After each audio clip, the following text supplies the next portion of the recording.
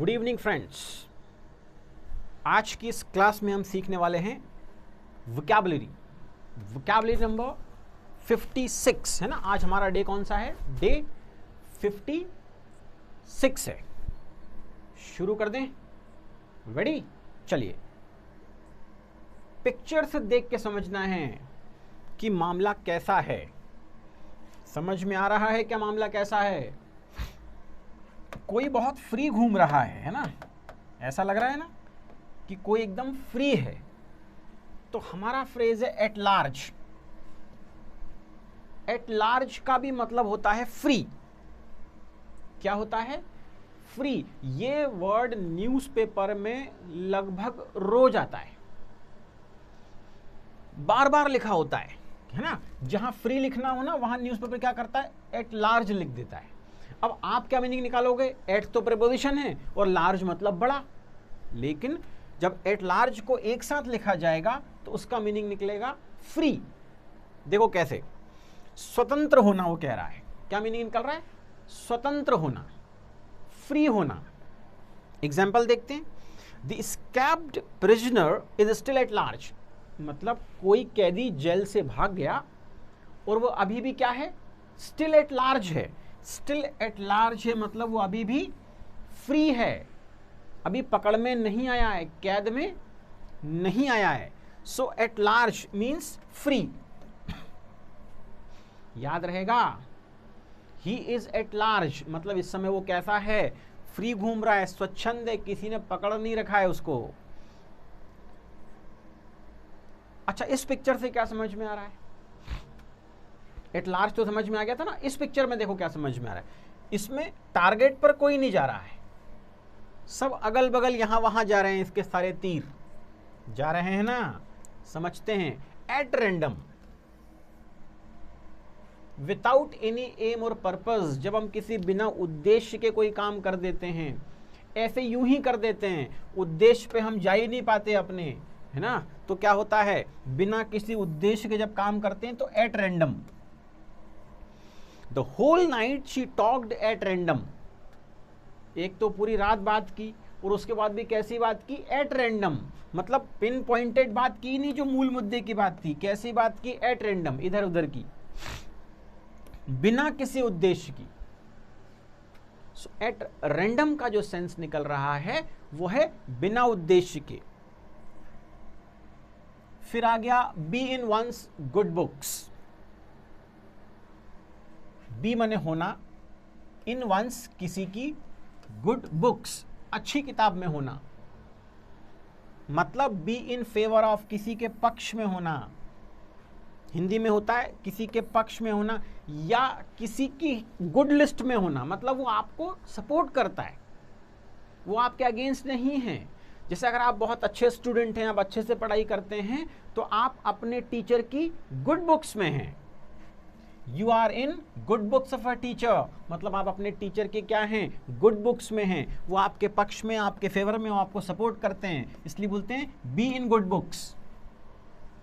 हमें अपने से बड़ों के, अपने टीचर्स की हमेशा क्या होना चाहिए? गुड बुक्स में होना चाहिए, उनके फेवर में होना चाहिए ना। वो हमारा फेवर करें, वो हमारी तरफ हों। वो कब होंगे? जब हमारा व्यवहार और हमारा सीखने का तरीका अच्छा होगा, हम अच्छा सीखेंगे, तो वो क्या होंगे? हम उनकी गुड बुक्स में हो जाएंगे।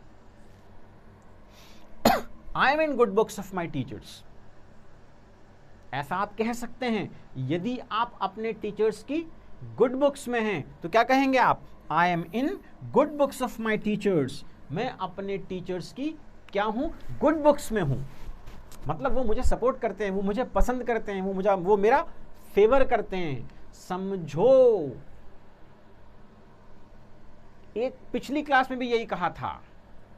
आपको ऐसा लगने लगता है कि आप कोई मूवी देख रहे हो, है ना। सलमान खान आपके आगे डांस कर रहा है।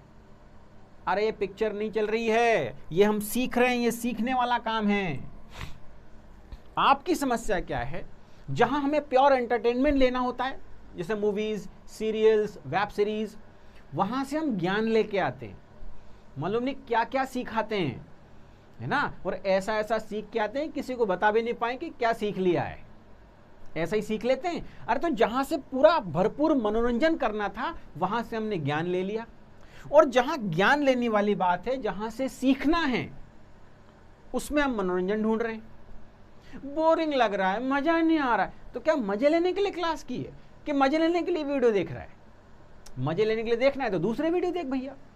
ये क्लास है, लर्निंग है, सीखने वाला काम है। कितनी विडंबना है कि आप सीखने वाली चीज में मजा ढूंढ रहे हो।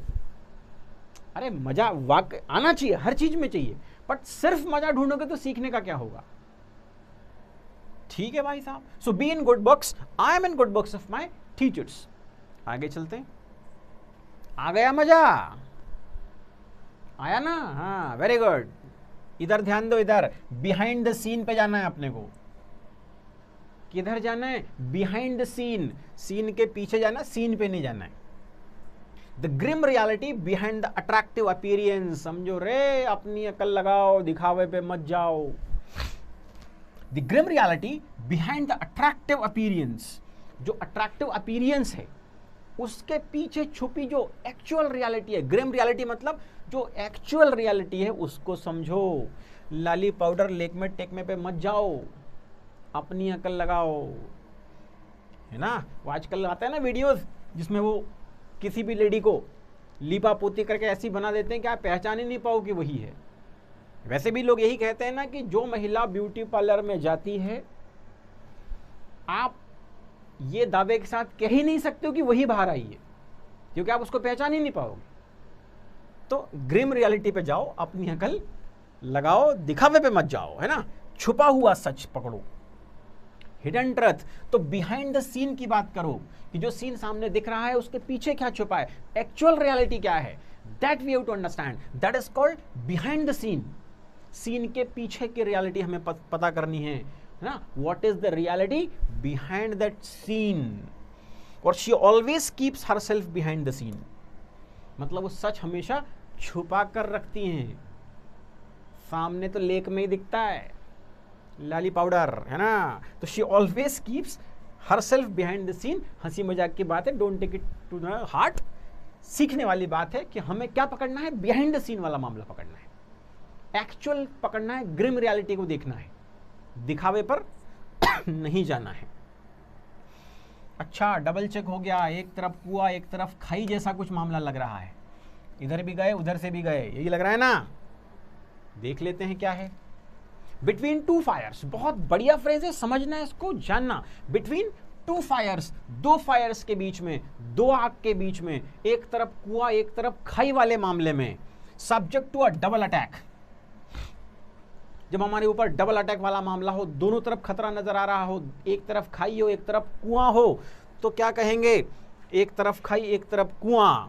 Now a days India is between two fires, China and Pakistan. खैर दोनों से निपट लेंगे, है ना? माना कि दोनों तरफ खतरे हैं, फिर भी अपनी कोई बुलंदी कम थोड़ी है ना? वो कहा है ना, ये कुछ ऐसी है हमारा कि हंसती मिटती नहीं हमारी, समथिंग लाइक दैट। सो निपट लेंगे, नो प्रॉब्लम एट ऑल। पर अभी हम समझ लेते हैं बिटवीन टू फायर्स। ये देखो आग, एक इधर जल रही है ड्रैगन वाली आग, एक इधर जल रही है ना? दोनों से निपट लेंगे, no problem. So between two fires, दो मतलब कठिनाइयों के बीच में, दो परेशानियों के बीच में, दो खतरों के बीच में, एक तरफ कुआं एक तरफ खाई वाले मामले में। Yes, very good. इन पांचों ये जो सेंटेंसेस आपको बताए गए हैं, प्रोवर्ब फ्रेजेस हैं, ईडीएम से, उससे क्या फर्क पड़ता है? बट लैंग्वेज में यूज होना चाहिए, एट लार्ज, मतलब फ्री है। B in good books, B in good books मतलब किसी के फेवर में होना है। और एक था बिटवीन टू फायर्स, एक तरफ कुआं एक तरफ खाई मामला था, और क्या था? हाँ, बिहाइंड द सीन था, पीछे की छुपाई रियलिटी को समझना। और एक था बी इन गुड बुक्स, हमने देख लिया। एक था एट रैंडम, मुद्दे की बात नहीं करना, इधर उधर की बात करना, that is called at random. Thank you very much जो आपने आज की क्लास ज्वाइन की, हम आपके सदा आभारी रहेंगे। आप आए, हमें सेवा का सौभाग्य मिला। आशा करते हैं कल आप हमें फिर इसी तरह की सेवा का सौभाग्य देंगे और आप मजा करने के चक्कर में कुछ सीख जाएंगे। मजा तो आया था ना आज, कल भी आएगा। कीप वॉचिंग दिस सीरीज, है ना? वोकैब पर बहुत फर्क पड़ेगा, बहुत इंप्रूव हो जाएगी, न केवल स्पोकन के लिए बल्कि कॉम्पिटिटिव एग्जाम के लिए भी। Thank you very much, good night, good bye, we will